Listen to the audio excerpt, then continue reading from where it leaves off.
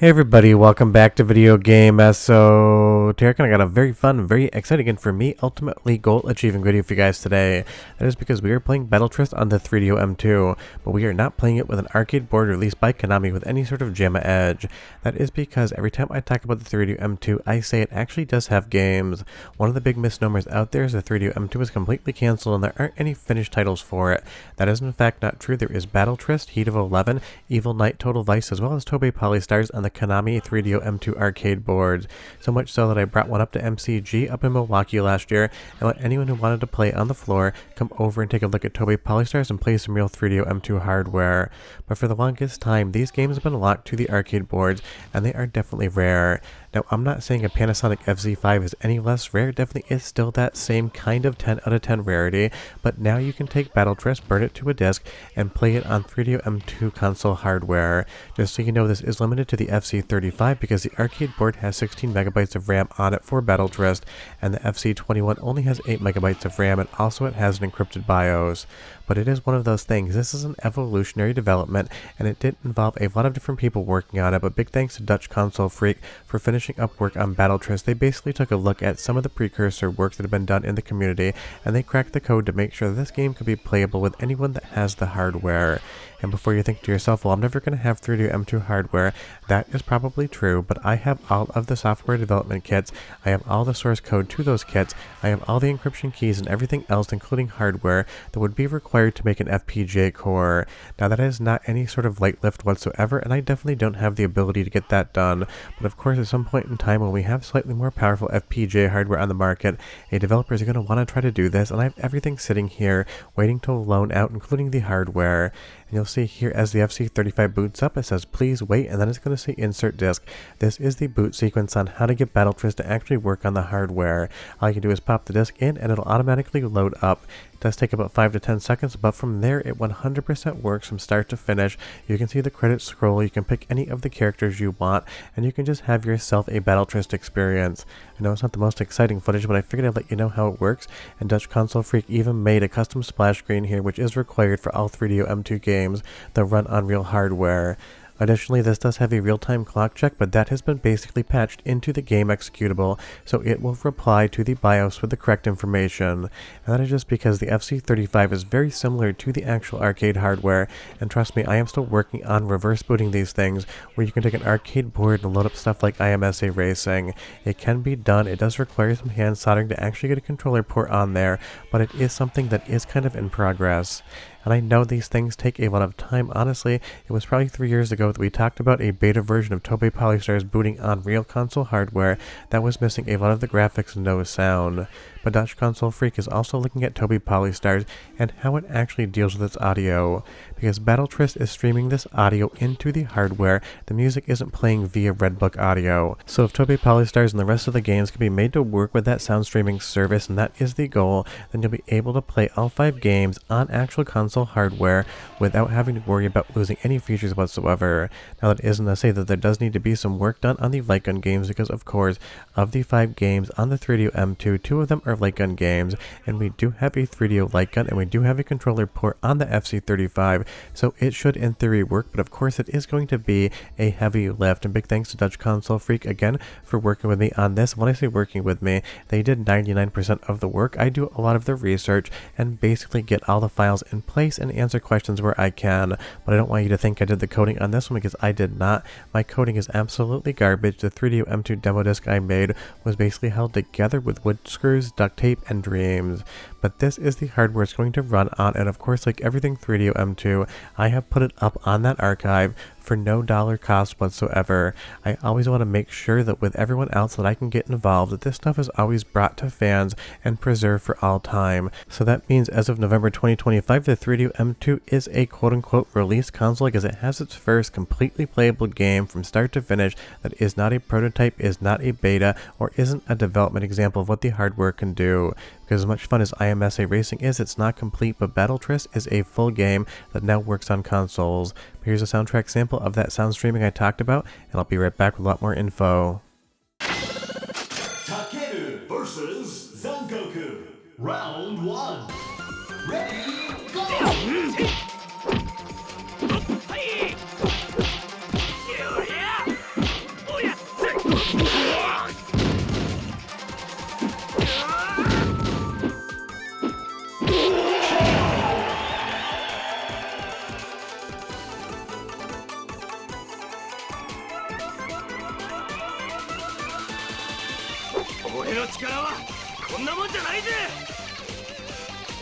Round 2. Ready, go!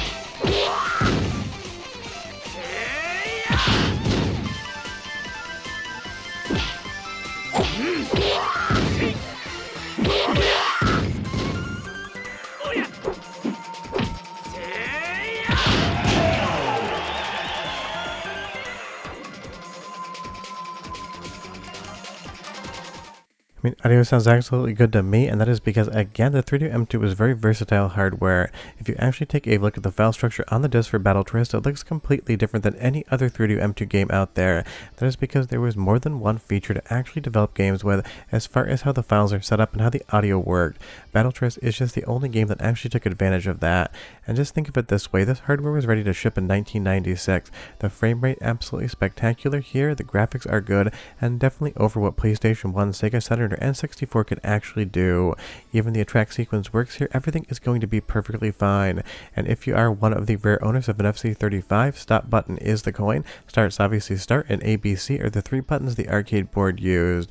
And I know I have played Battle Tryst 100 times before, but to say I am excited about this would absolutely be an understatement, because it's one of those things, setting up arcade boards with a super gun and dealing with all that can be a little bit cumbersome, and sometimes I just want to sit down and enjoy some Battle Tryst. That's exactly what I can do today, and anyone who owns this hardware can do. They can just go ahead and burn a disc, pop it into their FZ-35, hit power, and immediately will load up into the game. And the nice thing is, even though it isn't done, this patch was developed, at least for the hardware side of things, by basically answering that real-time clock check and validating it. That means in the future, hopefully soon, there will be, at least for Battle Tryst, a file that'll completely bypass the battery backup system on the board that actually gives us its security response, because those things are absolutely expensive to buy new. It's like 25 bucks a chip, and honestly, it absolutely drives me nuts when they die.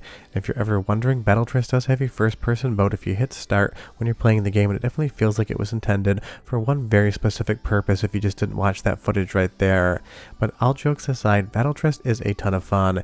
It's definitely not going to keep up with Virtua Fighter or Tekken or Dead or Alive, but it is basically one level above those. It's like the B+ tier, and considering it doesn't work in MAME currently, hopefully that does work in the future, but right now it doesn't really display graphics.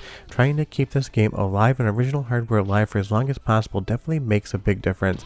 And like I said, if there is any way in the future that I can work with a developer to get an FPGA core for the 3DO M2, both for the console as well as the arcade, I will absolutely do it, including up to loaning out hardware and have it reverse engineered in a destructive manner, because I can do a lot of the reverse engineering here with my oscilloscope, my probes. I have the knowledge for that, but when it comes to writing code, really it just isn't the type of thing I am good at.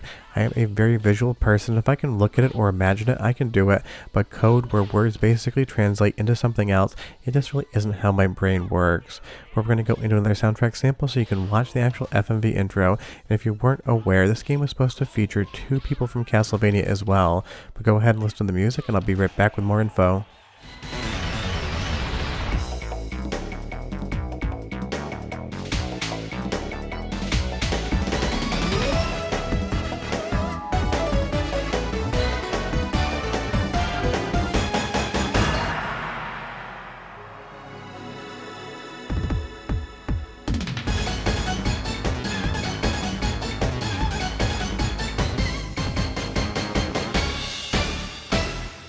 I mean, that definitely looks exactly like it should. That's the FMV video playing with all of the audio coming in. And I can't stress enough, I understand completely that for me this is absolutely an exciting day, because it really does feel like the launch day for the 3DO M2 is home console hardware. But I am under no illusions when it comes to the fact that the FZ-35 is an incredibly rare piece of hardware, and not many people watching today, probably zero in fact, outside of a few people I know that do own them and might watch the channel. This isn't going to be something that you're immediately able to enjoy. But I can't tell you enough how all of this precursor work is going to go towards a future in which these games are more readily accessible to everyone, because that is genuinely what I care about. I know I say it in a lot of these videos, but I want everyone who wants to be able to play a game like this to be able to do so. That is why I do take my hardware out to conventions and let people just go hands-on with it, so much so that when I did a panel, I actually brought a 3DO M2, board for the arcade and just pass it around to everyone there so they can hold it in their hands and turn it around and just basically take a look at it. And I totally understand that that is risky, handing out rare hardware for people to just basically pass around and check out and do whatever they want with, including taking photos, but the reality is this stuff isn't fun for me if I can't share it with you, whether that's through video or whether it's at conventions letting people play the hardware, or whether it's working towards a future where this thing could work as an FPGA core, so anyone who wanted to experience the totality of what the 3DO M2 could do would absolutely be able to do that. And I don't expect anyone to ever do it, but we do have a full SDK environment, including the source code, so if you wanted to actually develop games for the 3DO M2, we have the original entire software suite, and that is how I in part made the 3DO M2 demo disc that was written up in the news like 4 years ago. It's one of those things, if you actually want to make a game for the 3DO M2, and I feel like a Doom port would definitely be a target for somebody, you can do that. And if you ever want to try it, just DM me and ask for more information, because I'm always willing to chat and help any developer who wants to do this stuff. One more soundtrack sample and I'll be right back. Round 2. Ready, go!